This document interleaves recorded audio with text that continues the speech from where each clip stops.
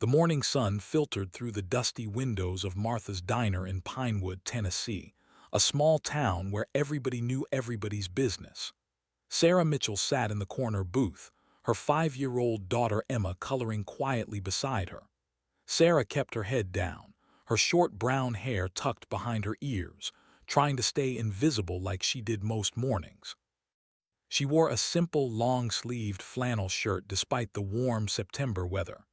The sleeves covered the tattoo on her left forearm, the one she never talked about, the one that told a story most people in this quiet town would never believe. Sarah had moved to Pinewood 8 months ago, right after her divorce was finalized. She'd left behind everything, her career, her identity, her whole life to give Emma a peaceful childhood. No more deployments, no more danger, just a simple life running the small bookstore on Main Street. "Mommy, look," Emma held up her drawing of a rainbow with a big sun. "It's for you." Sarah smiled, the kind of genuine smile that only her daughter could bring out. "It's beautiful, sweetheart, just like you."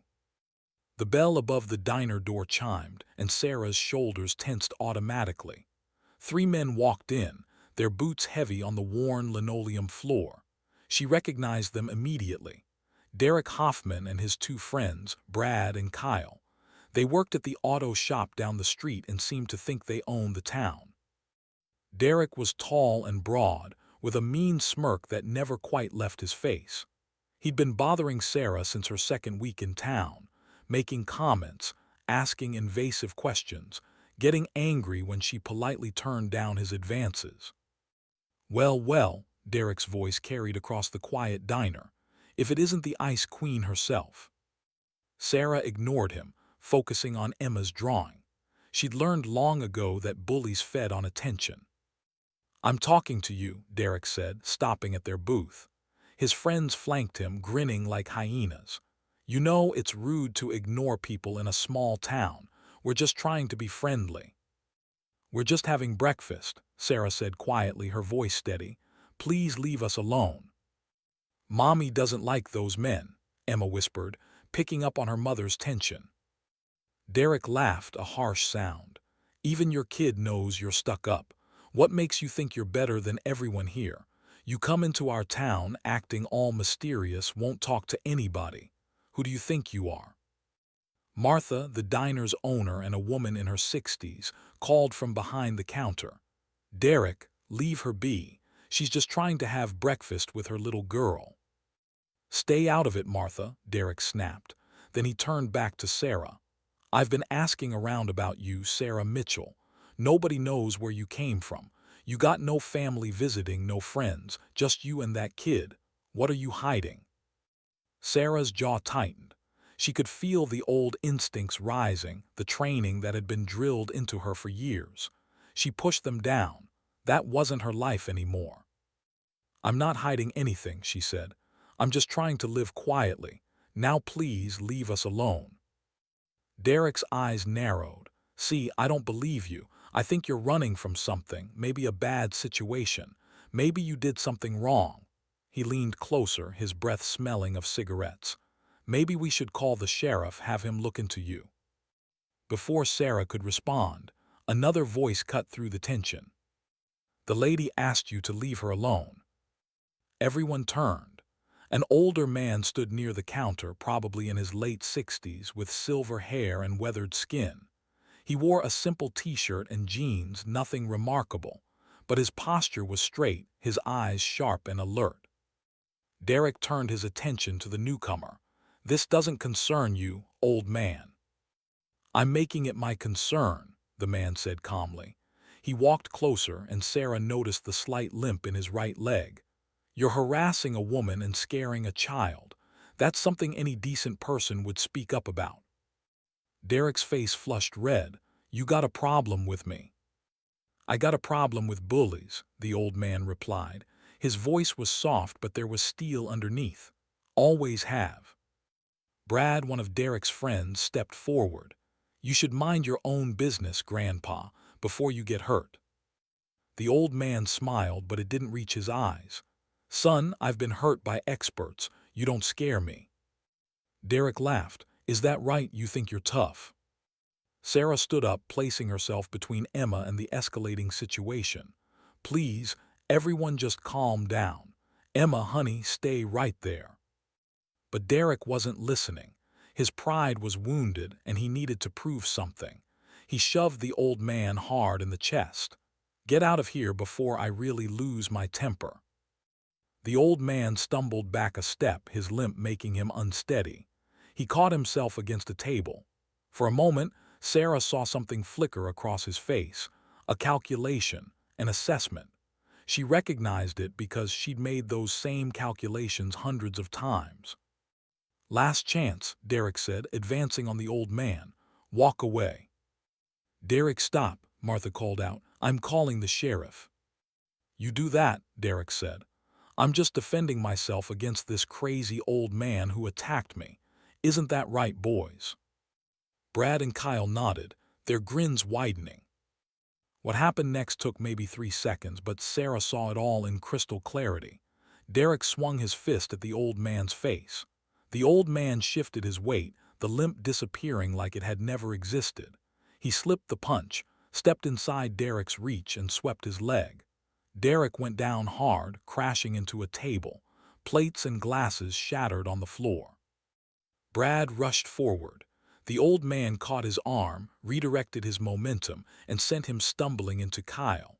Both men went down in a tangle. The diner fell silent except for Emma's quiet whimper. Derek scrambled to his feet, his face purple with rage. You're dead, old man. He charged forward and kicked the old man hard in the ribs. The older man grunted, stumbling back. Derek kicked him again, this time in the leg. The old man went down on one knee. How tough are you now? Derek shouted, raising his boot for another kick. Sarah moved without thinking. Years of training took over. She crossed the distance in 2 strides, caught Derek's leg mid-kick, and twisted. Derek spun and landed flat on his back, the air whooshing out of his lungs. The diner went completely silent. Sarah stood over Derek, her flannel sleeve pushed up in the scuffle. Her tattoo was visible now, a distinctive eagle, globe, and anchor with a trident and crossed arrows behind it. The mark of Delta Force, one of the most elite special operations units in the world. Derek stared up at her, confusion and fear mixing on his face. Brad and Kyle froze where they stood. The old man pushed himself to his feet, breathing hard. He looked at Sarah's exposed forearm, and his eyes widened with recognition. Then his expression shifted to respect. You should go, Sarah said to Derek, her voice quiet but carrying absolute authority. Right now. Derek scrambled to his feet.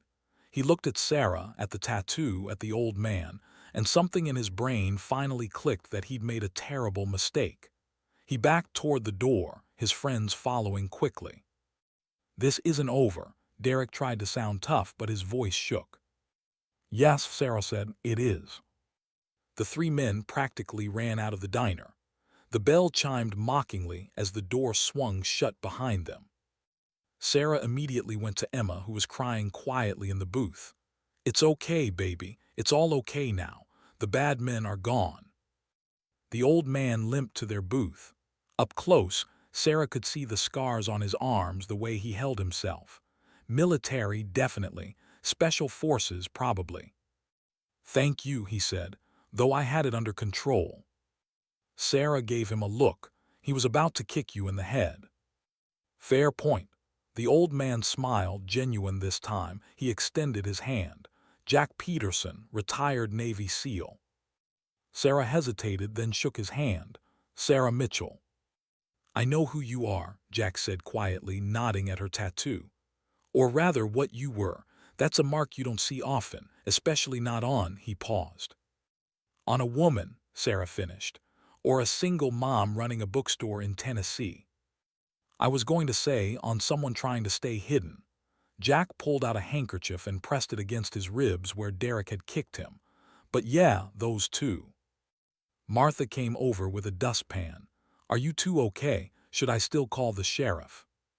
Sarah looked at Jack. They both shook their heads. No need, Sarah said. It's handled. But even as she said it, even as she comforted Emma and tried to calm the pounding of her heart, Sarah knew it wasn't handled. Derek Hoffman didn't seem like the type to let humiliation go, and now her secret was out, at least partially. She looked down at the tattoo she'd kept covered for 8 months. The tattoo that represented years of service, of missions she could never talk about, of sacrifices that had cost her everything, including her marriage. She'd wanted a quiet life, a normal life. But as Emma clung to her and Jack Peterson watched her with knowing eyes, Sarah realized that maybe her past wasn't something she could just cover up with a flannel shirt. The rest of the day passed in a blur. Sarah closed the bookstore early and took Emma home to their small rental house on Maple Street. It was a modest place with a tiny yard, but it was theirs. Safe, or at least it had been. Emma was quieter than usual during dinner, pushing her mac and cheese around her plate. "Mommy, are those bad men going to come back?" she asked finally, her big brown eyes full of worry. Sarah's heart broke a little. This was exactly what she'd been trying to avoid. "No, sweetheart, they won't bother us again." "You were really brave," Emma said, "like a superhero." Sarah managed a smile. Just a mom protecting her baby. That's what moms do. After putting Emma to bed, Sarah stood in the kitchen, staring at her forearm. The tattoo seemed to burn under her gaze. She'd earned it through blood, sweat, and more pain than most people could imagine. She'd been one of only a handful of women to make it through Delta Force selection. She'd served in places whose names were classified, done things she could never speak about. And she'd been good at it. So good that when her marriage started falling apart, she'd chosen the missions over counseling sessions. She'd chosen duty over date nights. Until one day, her husband Tom gave her an ultimatum: the military or their family. She'd chosen the military, and Tom had taken Emma and filed for divorce. It took losing everything for Sarah to realize what really mattered. She'd resigned her commission, fought for joint custody, and won.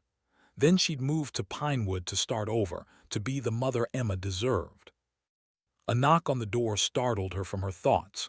Sarah tensed, her hand instinctively moving to where she used to keep her sidearm. But she was a civilian now.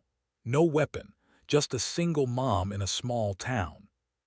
She checked the peephole. Jack Peterson stood on her porch, a brown paper bag in his hands. Sarah opened the door but left the screen door latched. "Mr. Peterson, it's late." "I know, I'm sorry." Jack held up the bag. "Peace offering. Martha sent pie. Apple, I think. She wanted to make sure you and your daughter were okay." Sarah studied him for a moment, then unlatched the screen door. "Come in, but quietly. Emma's asleep." Jack followed her into the small kitchen. He moved carefully, favoring his right side where Derek had kicked him. "You should ice those ribs," Sarah said, putting the pie on the counter. "Maybe see a doctor." "I've had worse." Jack settled into a kitchen chair with a slight grunt. "A lot worse." Sarah put on a pot of coffee. The ritual gave her something to do with her hands. "What do you really want, Mr. Peterson?" "Call me Jack, and I wanted to make sure you're okay. What happened today, that's going to cause ripples." "I know." Derek Hoffman's family has been in this town for 3 generations. His uncle is on the town council. His cousin works at the sheriff's department. Jack paused. "They're not going to let this go." Sarah poured 2 cups of coffee and sat down across from him. "Are you trying to scare me?" "I'm trying to warn you, there's a difference." Jack wrapped his weathered hands around the coffee mug. "I've been in Pinewood for 5 years. Quiet retirement, fishing, bothering my grandkids when they visit. I know how this town works. The Hoffmans think they run it, and they don't like being embarrassed." "What do you suggest I do? Apologize for defending an old man from being kicked to death?" Jack smiled. "I appreciate the concern, but I'm tougher than I look. And no, I'm not suggesting you apologize. I'm suggesting you prepare." "For what?" "For them to dig into your background, to cause trouble for you and Emma, to make your life here difficult." Jack took a sip of coffee. unless you're willing to let people know who you really are, what you've done for this country." Sarah shook her head firmly. "No, that's exactly what I don't want. I came here to be normal, to be just another single mom. Emma doesn't need to grow up with people treating her differently because her mother was in special forces. With all due respect, that ship has sailed. Half the diner saw that tattoo today. The other half will hear about it by tomorrow morning." Sarah closed her eyes. He was right. In a town this small, gossip traveled faster than truth. "There's another option," Jack said quietly. "You could leave, start over somewhere else. Change your name, get a new tattoo, become someone else entirely." "I'm tired of running. I'm tired of being someone else." Sarah opened her eyes, and there was steel in her voice. "I served my country for 12 years. I've earned the right to live peacefully, and I'll be damned if I let some small-town bully drive me away from the life I'm trying to build for my daughter." Jack nodded slowly. "Good, because that's the answer I was hoping for. The question is, what are you going to do when they push back? And they will push back." Before Sarah could answer, her phone rang. She didn't recognize the number but answered anyway. "Ms. Mitchell, this is Deputy Pearson with the Pinewood Sheriff's Department. We've received a complaint about an incident at Martha's Diner this morning. I'm going to need you to come down to the station to give a statement." Sarah's jaw tightened. "It's 9:30 at night, Deputy, and I have a 5-year-old daughter sleeping upstairs. We can send someone to watch her, or you can bring her along. But this is serious, ma'am. We've got witnesses saying you assaulted Derek Hoffman unprovoked." Jack could hear the conversation. He shook his head and mouthed, "Tomorrow." "Deputy, I'm happy to give a statement, but it will have to be tomorrow during business hours when I can arrange proper childcare. If you have an issue with that, you can speak to my attorney." There was a pause. "You have an attorney, Ms. Mitchell?" "I can get one by morning if I need to. Would you prefer I do that?" Another pause. "Tomorrow is fine, 10 a.m., don't be late." Sarah ended the call and looked at Jack. "It's starting." "Faster than I expected." Jack stood, wincing slightly. "You need a lawyer, a good one. I know someone in Nashville who owes me a favor, former JAG officer. She's tough and she doesn't scare easily." "I can't afford." "She'll do it pro bono. Like I said, she owes me." Jack pulled out a business card and wrote a number on the back.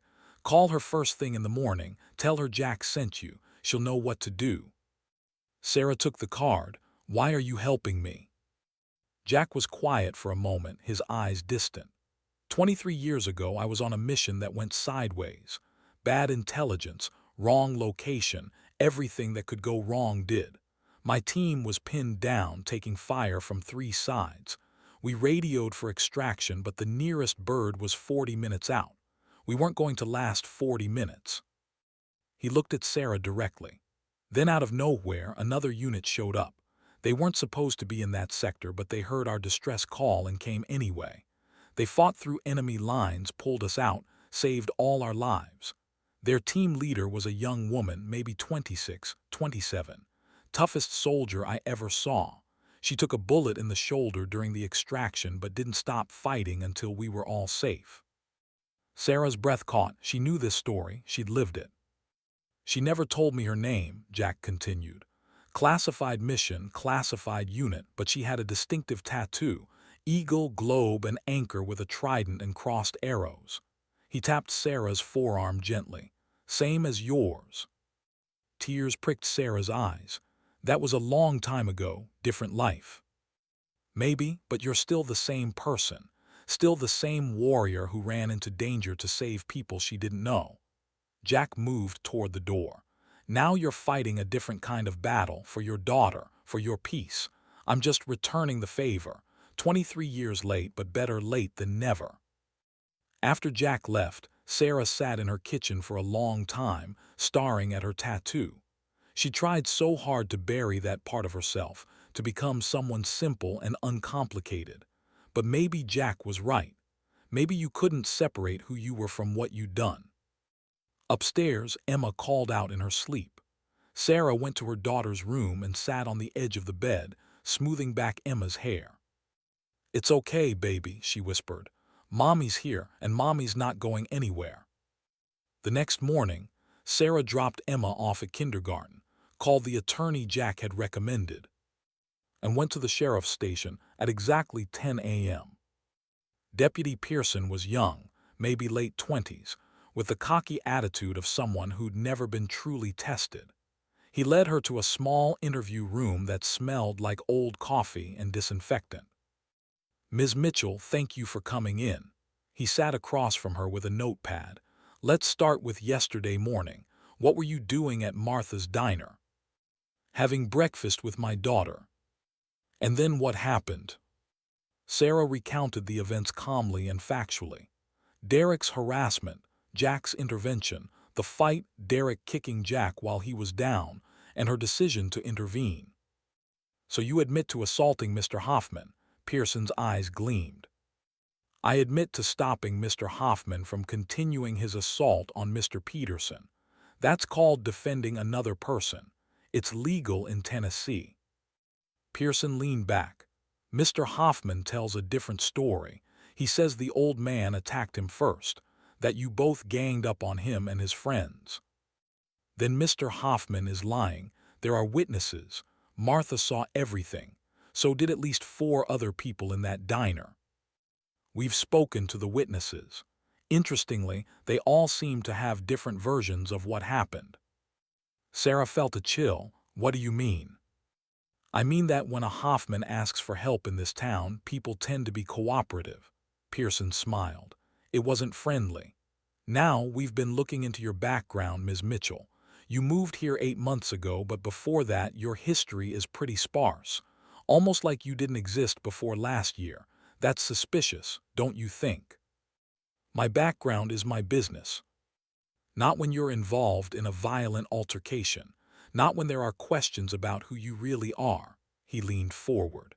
"Someone at the diner mentioned you have a military tattoo. Mind showing me?" Sarah's attorney had told her she didn't have to answer questions, didn't have to show them anything. But something in Pearson's smug expression made her decision. She rolled up her sleeve. Pearson stared at the tattoo. His expression shifted from smug to confused to something like fear. That's Delta Force." "Was," Sarah corrected. "I'm retired." "Women can't be in Delta Force." "They can't now officially, but there was a pilot program years ago, classified. I was part of it." Sarah met his eyes. "Is there anything else, Deputy? Because I have a bookstore to run and a daughter to pick up from school." Pearson seemed at a loss. Whatever he'd been told to do, finding out he was dealing with a decorated Special Forces veteran clearly wasn't part of the plan. The door opened and an older man walked in. He wore a sheriff's uniform, his belly hanging over his belt, his face red and lined. "Deputy, you're dismissed. I'll handle this." Pearson left quickly. The sheriff sat down heavily. "Ms. Mitchell, I'm Sheriff Tom Hoffman, Derek's father." Of course he was. "Sheriff." "Let's cut through the nonsense," Hoffman said. "I don't care what you were or what you did. This is my town. My son is a good boy who maybe gets a little hot-headed sometimes, but he's no criminal. You're new here. You don't understand how things work." "I understand perfectly," Sarah said. "Your son is a bully who's been harassing me for months. Yesterday he assaulted an elderly man. I stopped him, that's all." "Here's what's going to happen," Hoffman continued as if she hadn't spoken. "You're going to apologize to Derek. You're going to pay for his medical bills. He's got a sore back from where you threw him down. And you're going to keep your mouth shut about your past. We don't need that kind of trouble in Pinewood." Sarah stood up. "No." "Excuse me." "I said no. I'm not apologizing. I'm not paying anything. And I'm certainly not hiding who I am to make you or your son comfortable." She headed for the door. "If you want to charge me with something, go ahead. My attorney will be very interested in pursuing a lawsuit for harassment and abuse of power."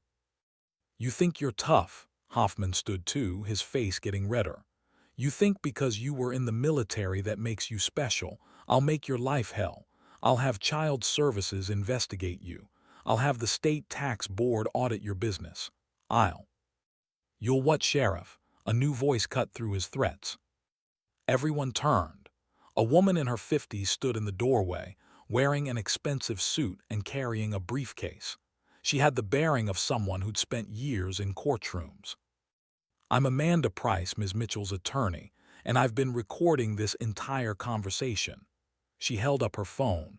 Threats of abuse of power, misuse of public resources for personal vendettas, intimidation of a witness. Should I go on? Sheriff Hoffman's face went from red to purple. You can't. I can and I did. Now, unless you're charging my client with something, we're leaving. If you continue to harass her, we'll be filing complaints with the state attorney general's office. And trust me, Sheriff, they take this sort of corruption very seriously. Sarah followed Amanda out of the station, her heart pounding. Thank you, she said when they reached the parking lot. Amanda smiled. Don't thank me yet, this is just the beginning, but Jack was right about you. You're worth fighting for. She handed Sarah a folder. I did some digging. Derek Hoffman has a history. 3 complaints of assault in the past 2 years, all dropped because of his father.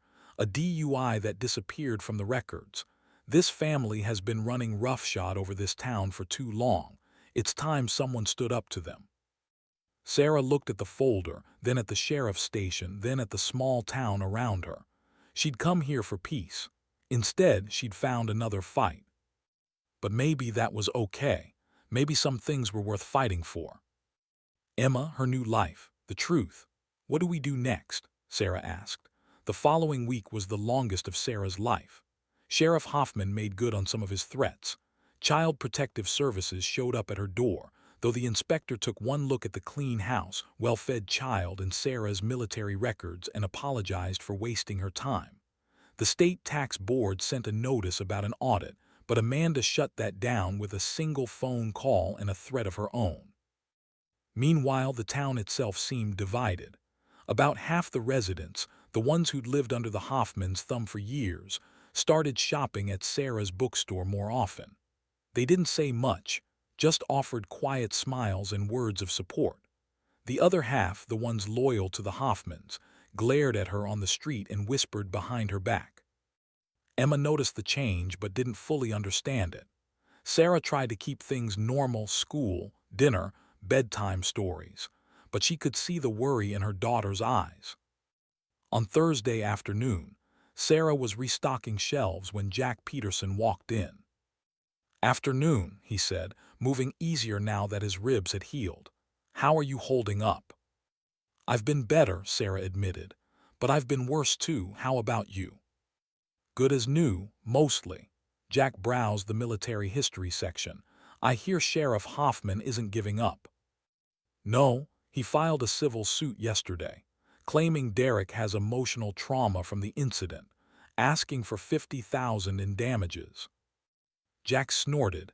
Emotional trauma? That boy wouldn't know real trauma if it bit him. Amanda says it's a nuisance suit, meant to drain my resources and scare me into leaving town. Sarah leaned against the counter. It might work. I don't have $50,000. I don't have $5,000. This bookstore barely breaks even. Then we'll fight it another way. Jack set down the book he'd been holding. There's a town council meeting tonight. Public forum. Anyone can speak. I think it's time the good people of Pinewood heard the whole story. Sarah shook her head. I don't want to make this bigger than it already is. Sarah, it's already big. Hoffman has been spreading lies about you all week. He's telling people you're dangerous, unstable, that you attacked his son without provocation. If you don't speak up, his version becomes the truth. I hate this, Sarah said quietly. I just wanted a quiet life. I know, but sometimes life has other plans. Jack's expression softened. 23 years ago, you could have ignored our distress call. You could have said it wasn't your problem, wasn't your mission, but you didn't. You ran toward the danger because it was the right thing to do. This is the same thing. Different battlefield, same principle. That evening, Sarah stood in front of the mirror in her bedroom, staring at her reflection. She wore jeans and a simple blue blouse, the sleeves short enough to show her tattoo. She'd spent months hiding it. Not anymore. Emma sat on the bed watching her. "Mommy, you look pretty." "Thank you, baby." Sarah sat beside her daughter. "I have to go to a meeting tonight, Mrs. Chen from next door is going to watch you. Is that okay?" "Is it about the bad men?" Sarah took a breath. Emma deserved honesty. "Yes, some people are saying mean things about Mommy, things that aren't true. I need to go tell everyone the real story." "Will you be safe?" The question broke Sarah's heart. A 5-year-old shouldn't have to worry about her mother's safety at a town council meeting. "I'll be fine, Mr. Jack will be there. And my lawyer, Miss Amanda, they'll make sure everything's okay." Emma hugged her tight. "You're the bravest person I know." Sarah held her daughter close, drawing strength from that small body, that complete trust. "I love you so much, Emma. Everything I do is for you. You know that, right?" "I know, Mommy." The town council meeting was held in the community center, a low brick building near the town square. By the time Sarah arrived, the parking lot was full.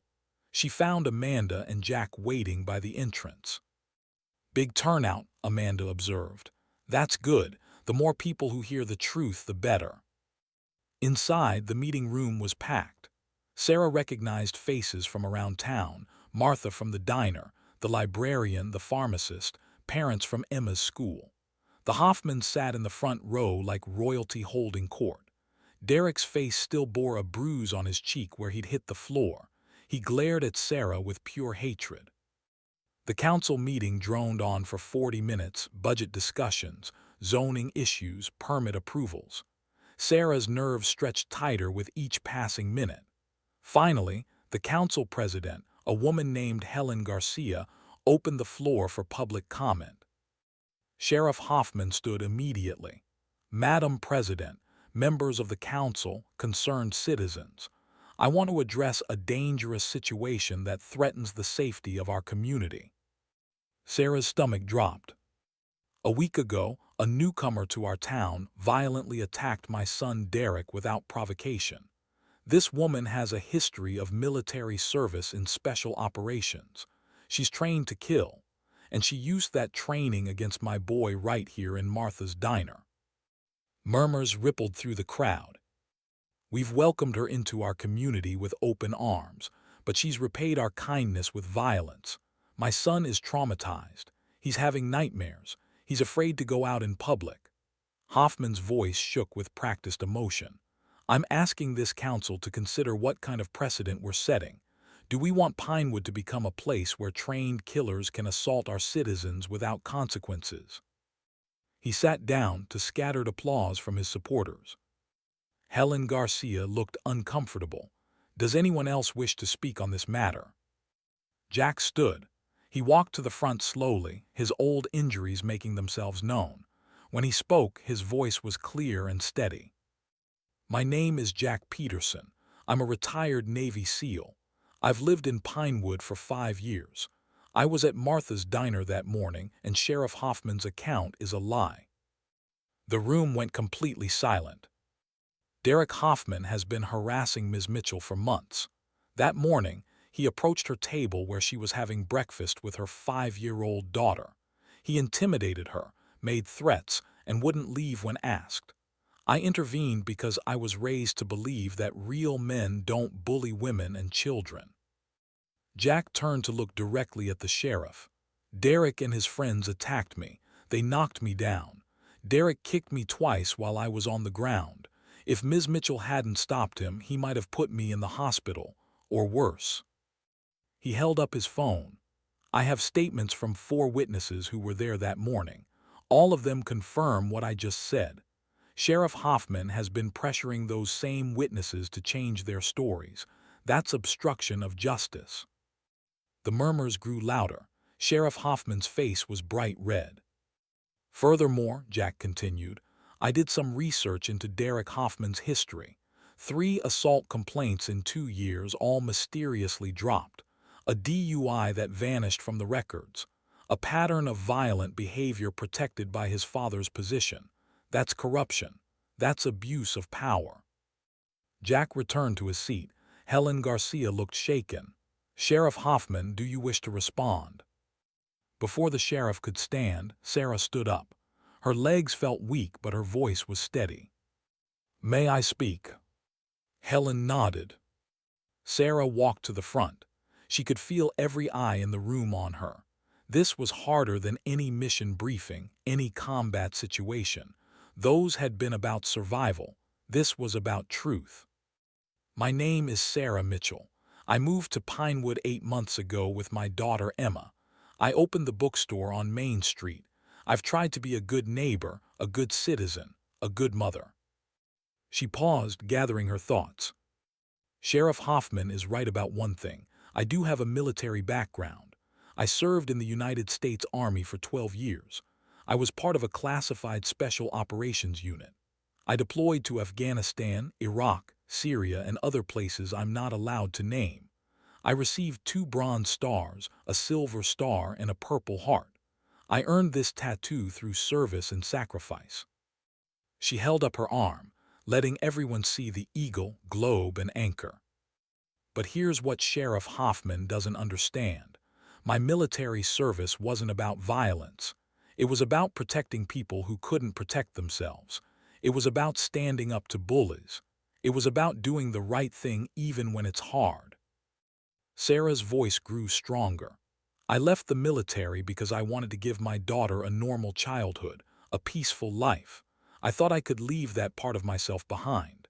But last week, I watched Derek Hoffman kick a 67-year-old man while he was down, and I realized something.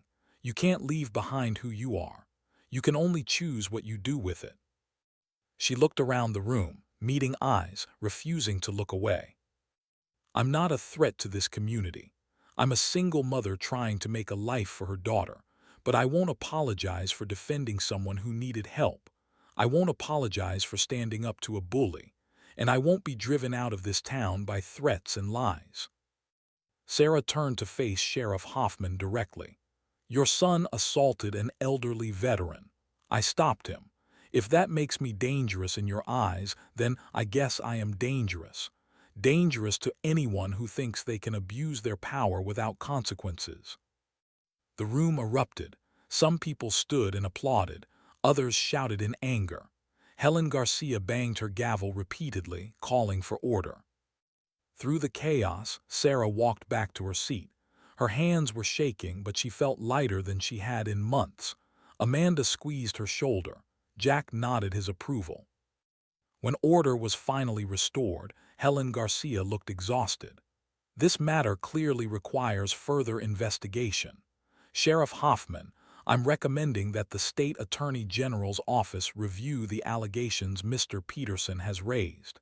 In the meantime, this council will take no action against Ms. Mitchell. Sheriff Hoffman stormed out, Derek and his friends following. But Sarah noticed that not everyone left with them. Some people stayed. Some people came up to shake her hand. Martha from the diner hugged her. About time someone stood up to that family. You've got more courage than the rest of us combined. Over the next few days, something unexpected happened. The story spread beyond Pinewood. A reporter from Nashville heard about it and came to investigate. Then a veterans advocacy group got involved. Then a journalist from a military magazine contacted Sarah for an interview. The pressure on Sheriff Hoffman intensified. The state attorney general opened an official investigation. Derek's previous assault complaints were reopened. Witnesses who'd been afraid to speak before found their courage. 2 weeks after the town council meeting, Sheriff Hoffman announced his retirement. Derek Hoffman was charged with assault. The case against Sarah was quietly dropped. But the biggest change was in Sarah herself. On a Saturday morning, she stood in Martha's diner with Emma. It was crowded, full of weekend breakfast diners. People waved and smiled. Emma chattered happily about her upcoming school play. Jack Peterson sat in a booth by the window. Sarah and Emma joined him. "How are you doing?" Jack asked. "Better," Sarah said honestly. "Really better." "The bookstore doing okay?"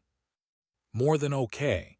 Turns out people like supporting a local business owned by a decorated veteran." "Who knew?" Sarah smiled. "I'm thinking about starting a book club. Maybe a veteran support group. Use the space for something good." Jack grinned. "That's great. You're building something real here, something that matters." Emma tugged on Sarah's sleeve. "Mommy, can I tell Mr. Jack about my play? I'm going to be a tree." "A very important tree, I'm sure," Jack said seriously. As Emma launched into an enthusiastic description of her role, Sarah looked around the diner. This was her home now, not because it was quiet or safe or simple, but because it was real, because she'd fought for it, because she'd stopped hiding and started living. Her phone buzzed. A text from Amanda. "State AG just announced formal charges against Sheriff Hoffman. Abuse of power, obstruction of justice, witness tampering. He's looking at prison time. You did it." Sarah didn't feel triumphant. She just felt tired and relieved and grateful. "You okay?" Jack asked, noticing her expression. "Yeah," Sarah said. "Just thinking about how I came here to escape my past. But maybe you can't escape who you are. Maybe you can only decide how to use it." "Wise words." Jack raised his coffee mug. "To second chances and small-town justice." Sarah clinked her mug against his. "And to warriors who know when to fight and when to let go." "Mommy's being weird again," Emma stage whispered to Jack. They all laughed. Outside, the Tennessee sun shone on Pinewood's quiet streets. Inside Martha's diner, a decorated veteran, a retired SEAL, and a 5-year-old girl who loved trees shared breakfast together. Sarah had come to this town looking for peace. She'd found something better. She'd found purpose. She'd found community. She'd found herself. And sometimes that was worth fighting for. 3 months later, Sarah stood in her bookstore during its grand reopening. She'd expanded into the empty space next door, adding a community room for meetings and events. The walls displayed photographs from her military service alongside children's artwork and local history.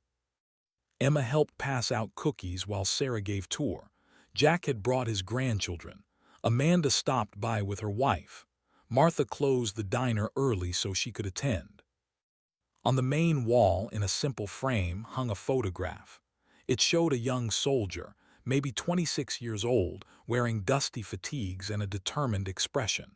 She stood with her unit somewhere in the desert, all of them looking tired but proud. That soldier and this bookstore owner were the same person. Sarah had finally made peace with that. She didn't have to choose between warrior and mother, between strength and gentleness, between her past and her future. She could be all of it. She could be herself.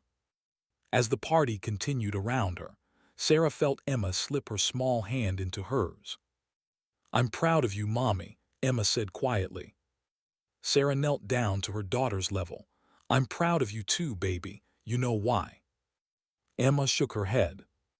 "Because you taught me that being brave doesn't mean you're not scared. It means you keep going anyway. Keep being kind anyway. Keep fighting for what matters anyway." Emma hugged her tight. "I learned that from you." Sarah held her daughter close, blinking back tears. Outside, Pinewood went about its business. A small town in Tennessee with its own problems and triumphs, its own heroes and villains. And in a bookstore on Main Street, a warrior who'd found her way home finally stopped fighting her past and started building her future. The tattoo on her arm would always be there, a mark of service and sacrifice. But now it meant something more. It meant strength to protect what mattered, courage to stand up when needed, wisdom to know the difference.